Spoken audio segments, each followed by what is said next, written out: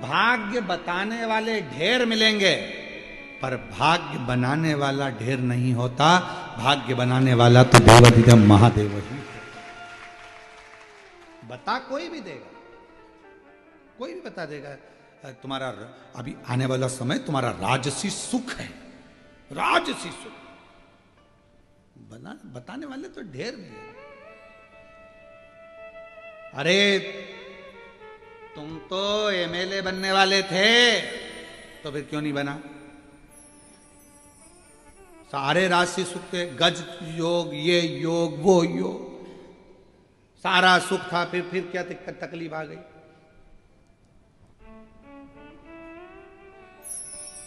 राहु घुस गया, राहु प्रवेश कर गया, ये प्रवेश कर गया, किसी ने कुछ कर दिया, कुछ धर दिया, ये सब चलता। भाग्य बताने वाले ढेर मिलेंगे, पर भाग्य बनाने वाला कोई नहीं होगा, कोई नहीं होगा। भाग्य किसको बनाना है? आपको खुद मेहनत कर कर, परिश्रम कर कर, संघर्ष कर कर और शिव जी पर विश्वास कर कर आपको खुद बनाना। जब खुद मेहनत ही ना करोगे, दुकान पर ही ना जाओगे, नौकरी ना करोगे, सर्विस ना करोगे, व्यापार व्यवसाय ना करोगे, तो कौन देगा महाराज? किसकी सामर्थ्य?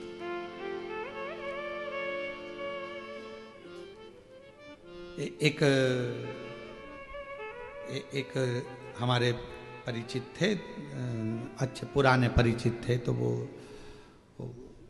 उनकी जो घर में ज़्यादा तो नहीं था, जमीन थी 4-5 एकड़, 2-4 भैंस थी और खेती बाड़ी यही काम करते थे। पंडित जी थे, शांत हो गए और हम उनके यहाँ बैठने के लिए गए, तो उनके 2 बच्चे और 3 बच्चियां, 5 बच्चियां भी बड़ी और बच्चे भी थोड़े ठीक ठीक थे, छोटे। तो वो मिलने गए, तो उनके रिश्तेदार हमसे बोले, गुरुजी अब आप बोलो बहू को कि अब ये भैंस वगैरह, ये जमीन वगैरह सब बेच बुचा दे और हम लोग सब देख लेंगे, कर लेंगे। अब क्या रखा है, सब तो चले गया, बाप चले गया इन बच्चों का। अब हम जाने लगे, तो हमने उनकी पत्नी से कहा, एक निवेदन है, ना भैंस बेचना, ना जमीन बेचना। अगर किसी के अधीन होना है तो जरूर बेच देना, ना भैंस बेचो, ना जमीन बेचो। वो गए हैं, जान दो, संभालो, बच्चों को पढ़ाओ, विद्याध्ययन कराओ। आज लोग कह देंगे कि हम बैठे हैं, संभाल लेंगे। कितने दिन संभालेंगे? कौन ला कर देगा? कौन खिलाएगा? किसी की सामर्थ्यता नहीं है कि बहुत दिन संभाल ले, अपने को खुद करना पड़ेगा। अब तुम्हें तुम्हारे पति का भी फर्ज अदा करना है और पत्नी का भी फर्ज अदा करना है, और तुम्हें आगे बढ़ना है, रोना नहीं। रिश्तेदार कहेंगे ऐसा कर दो, ये बेच दो, वो ना ना ना, अब संभालो, संभालो। आप अकेले नहीं हो, अब आपके साथ में दूसरा बल भी है, बल। एक बेटी आई थी बहुत पहले, जब कोरोना चल रहा था, उसका वीडियो भी यूट्यूब वगैरह पर डला होगा। बहुत रोई थी, बहुत, लगभग होगा कोरोना के समय पर 2019 के बात होगी। पिताजी चले गए, माँ चली गई, भाई ये छोटा, कोरोना में दोनों चले गए। खूब रोई, खूब। कहा बेटा क्या हुआ? पिताजी चले गए, माँ चली गई, सब, अब कुछ भी नहीं बचा, मेरा भाई और मैं हूं, क्या करें?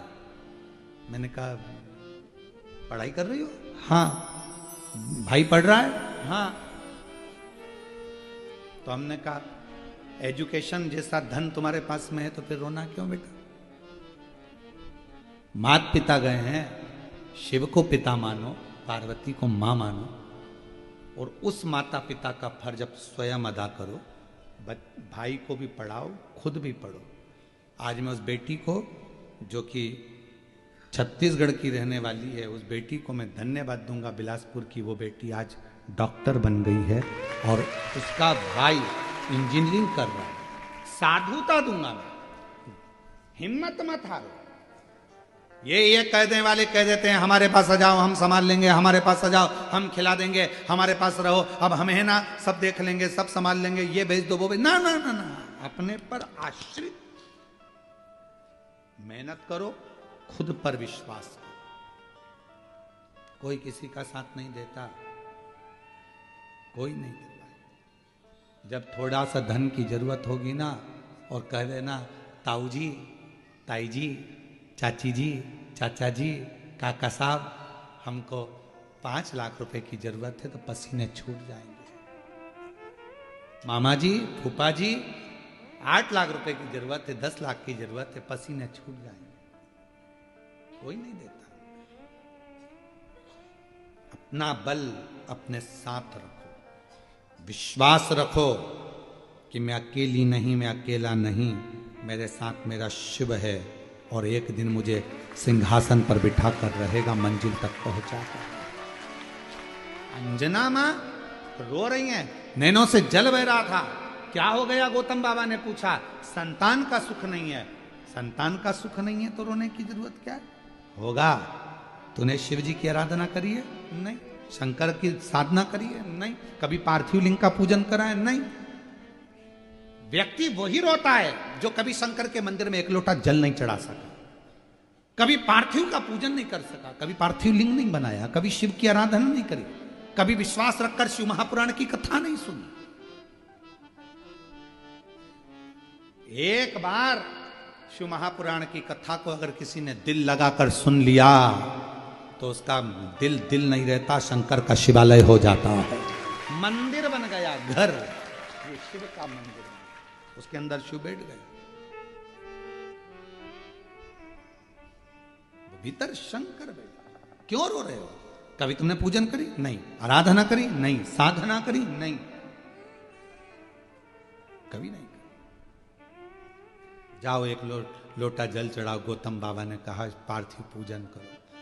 पार्थिव पूजन जो मां अंजना ने करना चालू करी, शिव जी प्रसन्न हो गए। शिव जी प्रसन्न। कहा जाओ पार्वती अंजना जी से जाकर पूछो कि उनको क्या चाहिए। अंजना जी से पूछा क्या चाहिए? तो के पुत्र चाहिए। कैसा? तो कहा जिसकी पूजन कर रही हूं वैसा। पार्वती जी जाकर बोल दी तुम्हें ही मांग रही है बेटे के रूप में।